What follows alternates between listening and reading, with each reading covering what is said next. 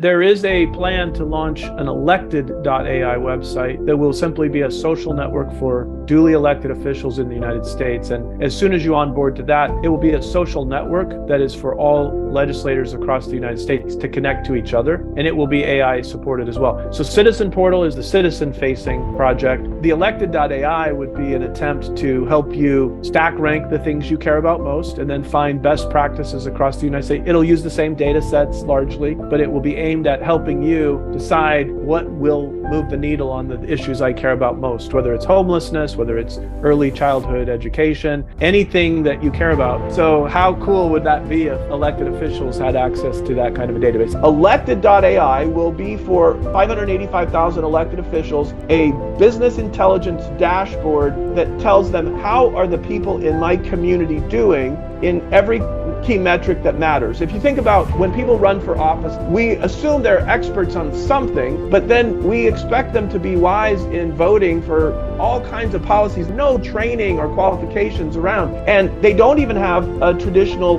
business intelligence dashboard. Gallup, where I worked for 5 years, runs a world poll. They track the happiness level of humans in almost every country around the world.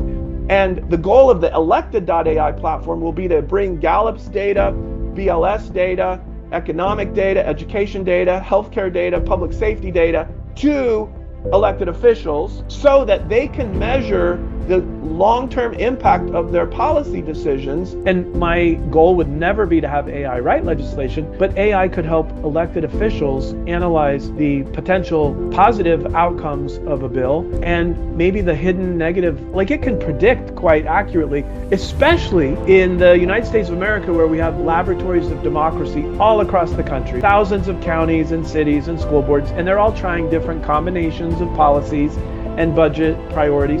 And AI could be trained on all of their bills and policies and statistical outcomes 1 to 5 to 10 years later.